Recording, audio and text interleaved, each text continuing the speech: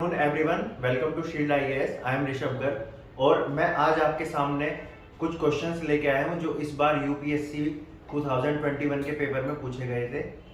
मैं आपके साथ वे क्वेश्चंस हिस्ट्री से जो रिलेटेड है डिस्कस करने वाला हूं। तो चलिए देखते हैं।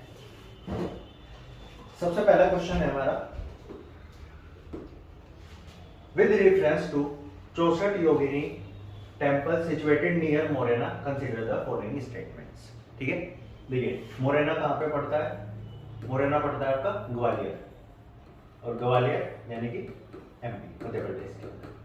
तो वहां पे 64 योगिनी जो टेम्पल है उससे रिलेटेड क्वेश्चन है। तो सबसे पहले समझते हैं।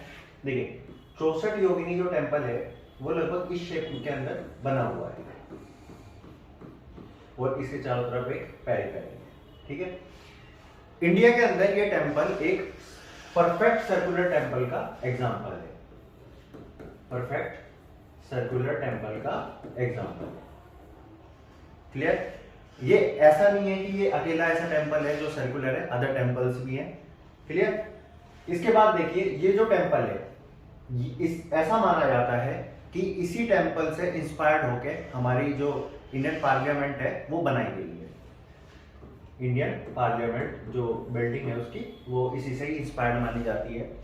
जो हमारी इंडियन पार्लियामेंट है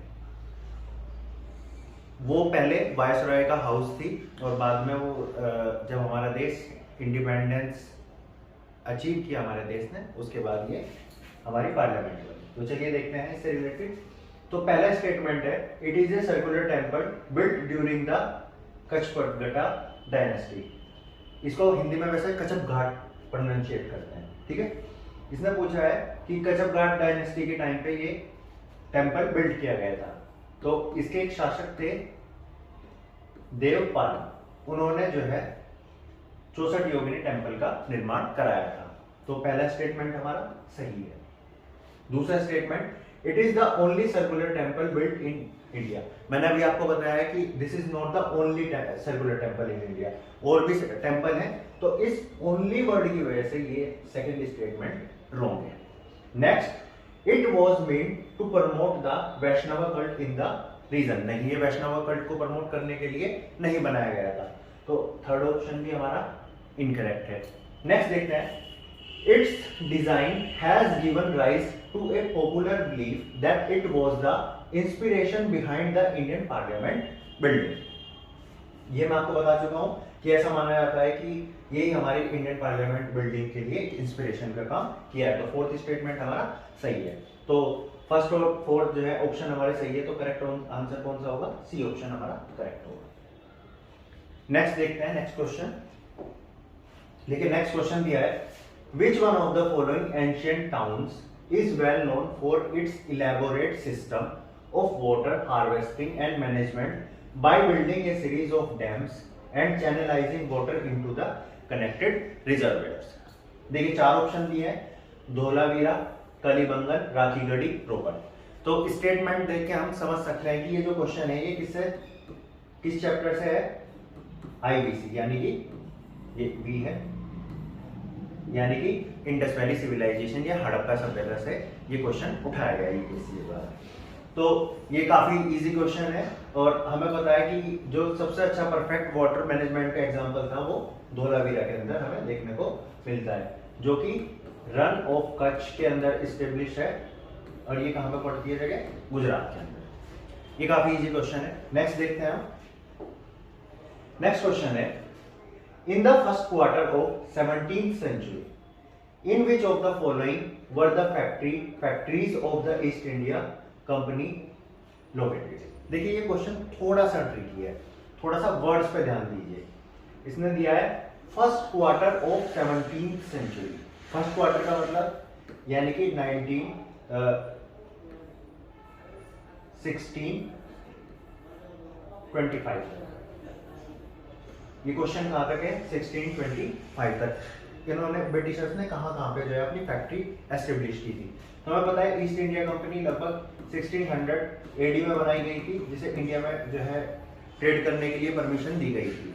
तो सबसे पहले इन्होंने 1619 के दौरान अपनी फैक्ट्री आगरा, अहमदाबाद, भड़ोच एंड बड़ौदा इसके अंदर एस्टेब्लिश की थी। तो ऑप्शन क्या हो गया हमारा? बड़ोच। फर्स्ट ऑप्शन हमारा करेक्ट है। बाकी ये दोनों स्टेटमेंट हमारे इनकरेक्ट हैं, बाद में एस्टेब्लिश की गई है। तो ए ऑप्शन करेक्ट हो गया। ये बेसिकली आपके फैक्ट्स जानने के लिए क्वेश्चन पूछा गया है। नेक्स्ट क्वेश्चन देखते हैं हम।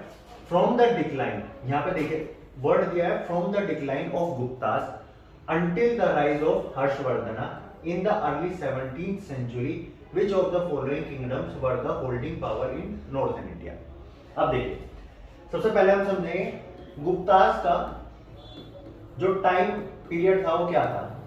वो मिड 3rd सेंचुरी से 550 के अराउंड तक का इनका टाइम पीरियड था, ठीक है।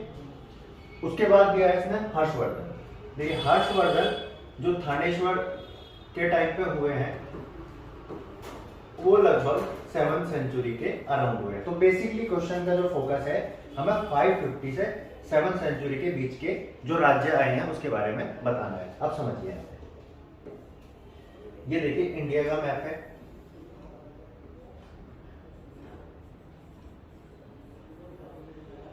अब जो ये रीजन था हमारा नॉर्थन रीजन, इसमें जो है गुप्तास का शासन था। हमें पता है जो हमारा इंडिया का नॉर्थ वेस्ट बॉर्डर है, इसमें बाहर से काफी सारी ट्राइब्स ने टाइम टाइम पे इंडिया के ऊपर अटैक किया है, जिसमें शक, कुषाण और एक हुन्स थे जिन्होंने गुप्तास के टाइम पे सबसे ज्यादा अटैक किया है। गुप्तास का जो फाउंडर थे वो कौन थे? श्रीगुप्त। उसके बाद घटोत्कच हुए हैं, चंद्रगुप्त, समुद्रगुप्त, स्कंदगुप्त, कुमारगुप्त, ये इसके शासक हुए हैं, ठीक है। तो हुनास के अटैक ने क्या किया, ये जो गुप्तास का एम्पायर था इसको वीक कर दिया। तो वीक करने से क्या हुआ, जो गुप्तास का एम्पायर था वो छोटा हो गया और केवल मगध तक सिकुड़ के रह गया। अब जब गुप्तास का एम्पायर छोटा होगा तो जो बाकी जगह है वो खाली हो गई और वहां पे नए जो राज्य थे वो आने शुरू हो गए, ठीक है। डिफरेंट पार्ट्स में डिफरेंट राज्य आने शुरू हो गए। इधर जो हमारा वेस्टर्न नॉर्थ वेस्ट रीजन है इसमें कौन सा आया?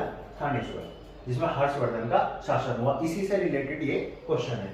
तो सबसे पहले देखते हैं, इसने पूछा है तो कि सबसे पहले ऑप्शन दिया है द गुप्तास ऑफ मगध। क्या ये शासन में थे? मैं आपको बता चुका हूं कि गुप्तास का जो शासन था वो केवल मगध तक सिकुड़ के रह गया था। तो पहला ऑप्शन हमारा करेक्ट है। नेक्स्ट दिया है द परमाराज ऑफ मालवा।